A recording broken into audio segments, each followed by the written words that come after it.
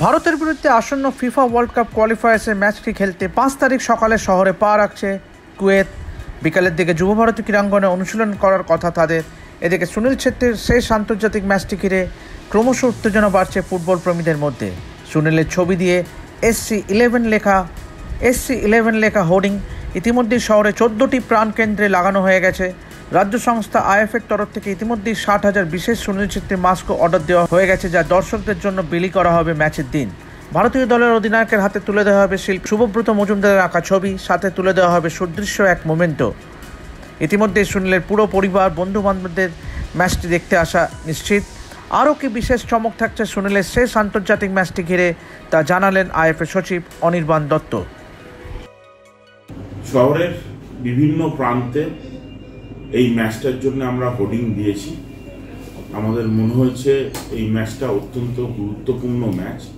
এই ম্যাচটা জিতলে ওয়ার্ল্ড কাপ কোয়ালিফায়ারের নেক্সট রাউন্ডে ইন্ডিয়া চলে যাবে, এবং আরও গুরুত্বপূর্ণ কারণ আমাদের যে ন্যাশনাল ফুটবল আইকন, আমাদের ক্যাপ্টেন সুনীল ছেত্রীর রিটায়ারমেন্ট ম্যাচ এটা। তো সেইভাবে আমরা উদ্যোগ নিচ্ছি ম্যাচটাকে সাজাবার। আর খুব স্বাভাবিক, এই ম্যাচের টিকিটের ডিম্যান্ড প্রচণ্ড। ফুটবলের যে উত্তেজনা তার পারা ক্রমশ উঠে চলেছে, এবং আমরা আশা করছি শুধু ফুল হাউস স্টেডিয়ামই হবে না, একটা অন্য উন্মাদনা সেদিন আমরা মাঠে দেখতে পারবো। আমরা জানতে পেরেছি কুয়েত 5 তারিখ ভোরবেলা এসে পৌঁছাচ্ছে। বিকেলে ওরা যেটা প্র্যাকটিস হয়, প্রি ম্যাচ প্র্যাকটিস, একদিনের ম্যাচ ডে -1 প্র্যাকটিস, সেটা করবে, করে পরের দিন খেলতে নামবে।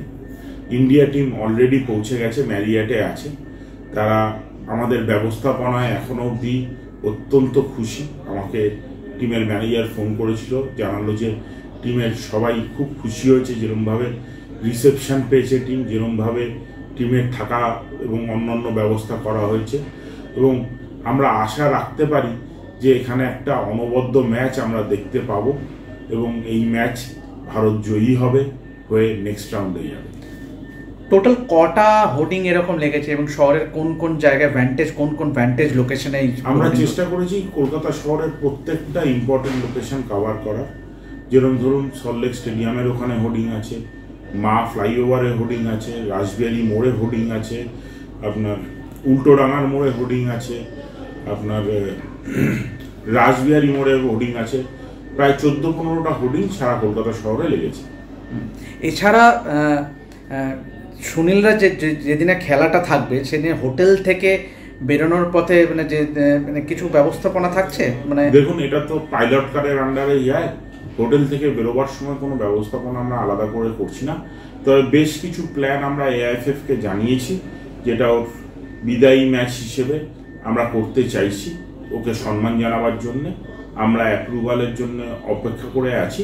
অ্যাপ্রুভাল এসে গেলে আরও অনেক চমক থাকবে ম্যাচে। যেগুলো অলরেডি যেগুলো প্রচার মাধ্যমে বেরিয়েছে, যেমন স্ট্যান্ডে সুনীলের মাস্ক, বা স্ট্যান্ডে সুনীলের মাস্কটা তো আমাদের পারমিশনের দরকার নেই, কারণ দর্শকরা যা ইচ্ছা করে যেতে পারে। তাই আমরা অলরেডি মাস্কের অর্ডার প্লেস করে দিয়েছি। কত মাস্ক থাকছে? 60,000 মাস্ক আমরা করতে দিয়েছি। তো আমরা চাইছি এক স্টেডিয়াম সুনীল হোক সেদিন সুনীলকে। আমাদের ক্যাম্পেনটাও আছে স্যালুট SC11। তো সেদিন স্যালুট জানাবো, সারা পশ্চিমবঙ্গের মানুষরা মিলে স্টেডিয়াম ভর্তি করে সুনীলের মাস্ক পরে সুনীলকে তার বিদায়ী ম্যাচে।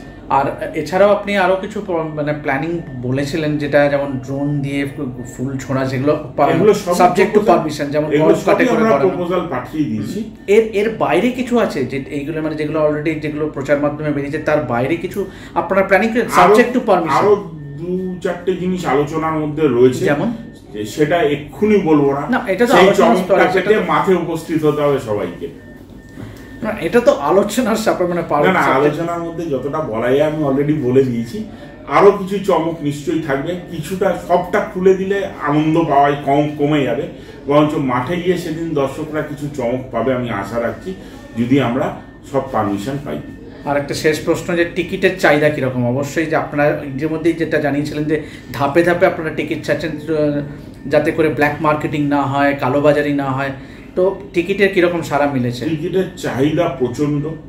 ক্লাবদের যে কোটা রেখেছিলাম সেই কোটার টিকিট একটা বড় অংশ বেরিয়ে গেছে এবং অফলাইনে আমরা খুব সীমিত টিকিটই রাখছি, যেটা অফলাইনে বিক্রি করব। এছাড়া টিকিট প্রত্যেকটা জায়গায় টিকিটের হাহাকার, কিন্তু আনফর্চুনেটলি স্টেডিয়ামে আমাদের টোটাল বসাবার ক্যাপাসিটি আছে ৬২,০০০, যেটা অ্যালাউড আছে, তার বাইরে টিকিট করা সম্ভব নয়।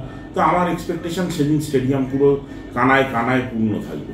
আর শেষ প্রশ্ন, সুনীলের পরিবার এছাড়া কোনো প্রাক্তন প্লেয়ার বা এআইএফএফ এর কারা আসবে, কোনো বা হাই প্রোফাইল কোনো ডিগনিটারিজ সেদিনে উপস্থিত থাকতে পারে? আমাদের কথাবার্তা চলছে, সুনীলের ফ্যামিলি পুরো থাকবে, ফ্যামিলি অ্যান্ড ফ্রেন্ডস।